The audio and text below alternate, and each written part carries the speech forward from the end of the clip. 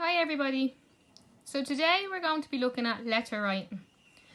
We will be looking at informal letter writing. So let's say you want to write a letter to your grandkids, your granddaughter, your grandson. Because at the moment we all know that we can't really see the people that we want to see, unfortunately. So even though a lot of our students don't use emails, that's okay. We're just going to take it back and we're going to practice our writing skills as much as we can. So, the first thing that you'll see on your letter is the address. This is your address, not the address that you are writing to. Okay, so you're going to write your address up here in this corner. And you're going to write today's date and the year. So please don't make the mistake of writing 1960. Unless you want to go back in time and pretend that's when your letter is. So, what I want you to do is first, I want you to think about who you might write your letter to. Who are you going to address your letter to? Let's say, Dear Abby. Dear Michael. Michael might be your grandson. You might want to write to your daughter, as you couldn't see her yesterday for Mother's Day.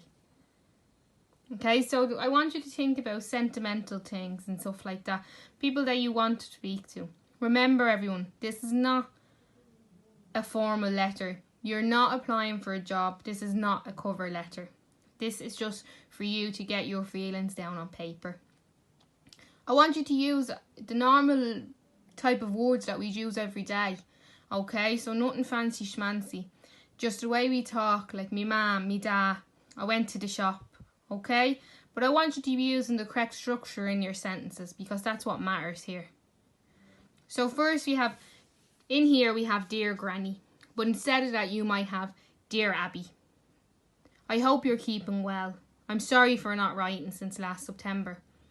Maybe you're saying I'm sorry I haven't wrote since last week. Or I'm sorry that this is the first letter I'm ever writing to you. Because you'd usually see them. Then I want you to talk about your day. What you did yesterday. Did you make dinner? Did somebody make dinner for you? What did you have for dinner? Did anything funny happen in the house? Did you watch anything funny? Maybe you watched an episode of Mrs. Brown's Boys that you found very funny. Maybe it reminded you of somebody. Maybe it reminded you of the person you're writing about. So here is shown a good few paragraphs, but I don't want a few paragraphs. I only want around 2 or 3 to get you in the mood of writing. So then we have, on the next page, we have the end of our letter, and it's telling the end of our story. We have our very last paragraph then.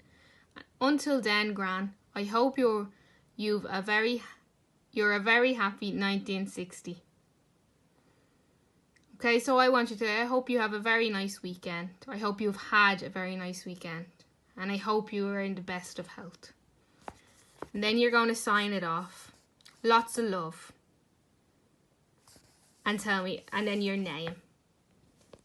Okay, and that's the best way of doing an informal letter.